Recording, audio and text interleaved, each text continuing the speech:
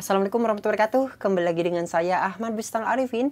Pada kesempatan kali ini saya akan mencoba untuk menginformasikan kepada Bapak Ibu semua, yaitu perihal dengan janji yang dari salah satu paslon. Dan di sini mohon maaf nanti Abah Channel tidak membahas terkait dengan politiknya, tapi membahas tentang janjinya.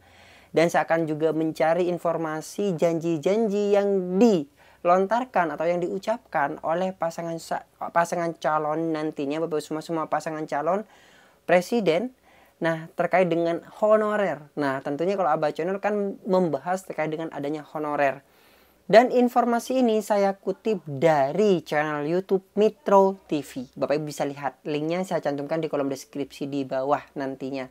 Nah, seperti apa sih yang dibahas dari pembahasan honorer tersebut yang disampaikan oleh Bapak Anies Baswedan. Jadi saya di sini sebutkan Bapak Anies Baswedan, di mana ada salah satu pertanyaan dari Ikatan Mahasiswa di Banjarmasin kalau tidak salah, yaitu menanyakan terkait dengan honorer. Bapak Ibu ingin mengetahui, lihat dan simak informasinya. Dan sekali lagi, Abah Channel tidak membahas terkait dengan politiknya. Nanti saya akan juga cari informasi janji-janji terkait dengan honorer oleh pasangan calon presiden yang lainnya. Kita simak saja Bapak Ibu semua informasinya berikut ini. Assalamualaikum warahmatullahi wabarakatuh. Salam sejahtera semua. Jadi perkenalkan, nama saya Nur Aini. Saya mungkin di sini akan menyebutkan ikatan organisasi saya. Saya berasal dari organisasi Ikatan Mahasiswa Banjarmasin. Mungkin akan mewakili para perempuan yang di sini yang tidak maju ataupun para mahasiswa-mahasiswa yang tidak sempat maju. Jadi di sini saya akan mempertanyakan Bapak. Sebelumnya pertanyaan ini, nama saya Nur Aini.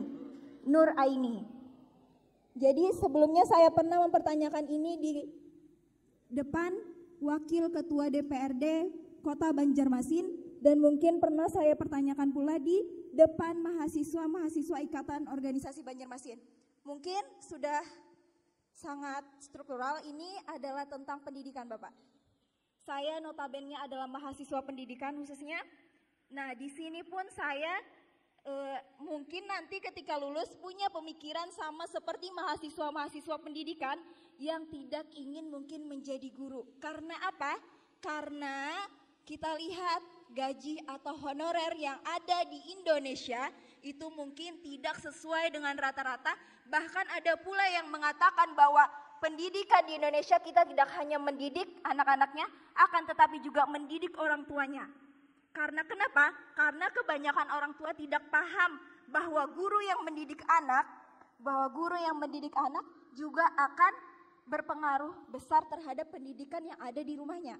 Nah, jadi di sini saya pertanyakan, bagaimana jika Bapak suatu saat atau sekarang pun menjadi orang yang nomor 1 di Indonesia atau presiden, semoga.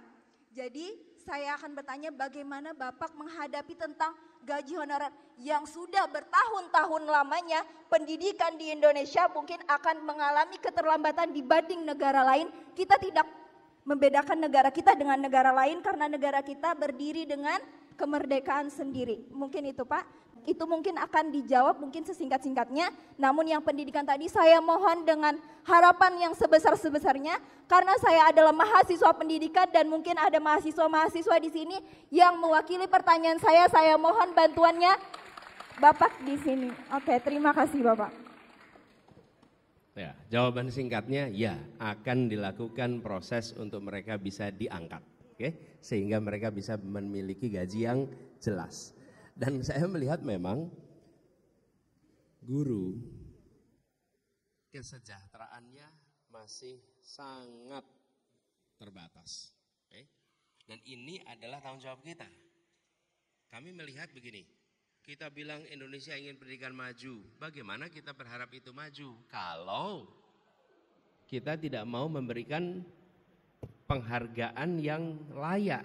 Dan penghargaan layak itu apa sih? Supaya guru itu tenang di rumah. Dia tidak perlu mencari sampingan-sampingan. Kenapa? Karena sebagai guru dia bisa konsentrasi mendidik, kebutuhannya terpenuhi. Itu yang tadi saya sampaikan pada Bung Sunir. Bagaimana kita menjelaskan? Kita punya guru-guru ini tidak diangkat kenapa? Anggarannya nggak cukup. Lah anggarannya nggak cukup, terus kita pakai untuk melakukan sesuatu yang tidak berdampak pada semua orang. Yang merasakan seluruh fasilitas yang dibangun itu pegawai pemerintah, pejabat pemerintah yang merasakan manfaat. Kotanya nyaman siapa? Pegawai pemerintah. Gedungnya nyaman siapa? Pegawai pemerintah. Tempatnya enak ditinggali, pegawai pemerintah.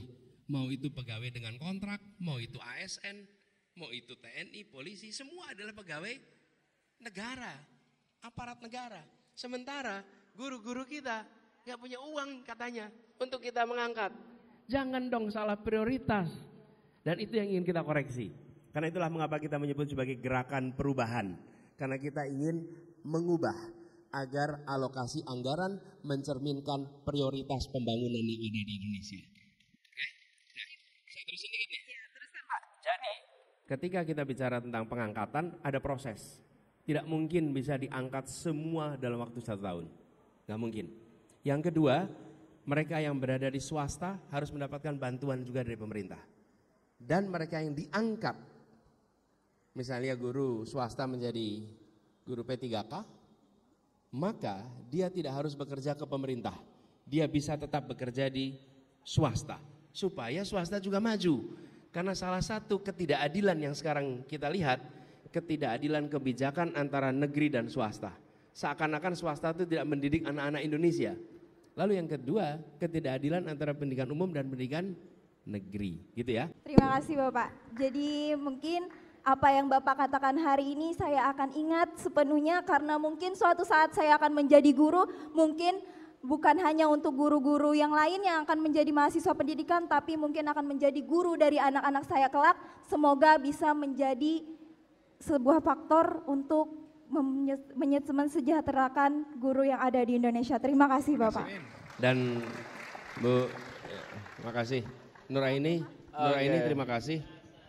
Terima kasih telah berkenan menjadi guru. Iya, terima Karena kasih. hari ini kita membutuhkan lebih banyak lagi pribadi-pribadi terdidik yang mau milih menjadi guru. Itu rute perjuangan. Boleh duduk.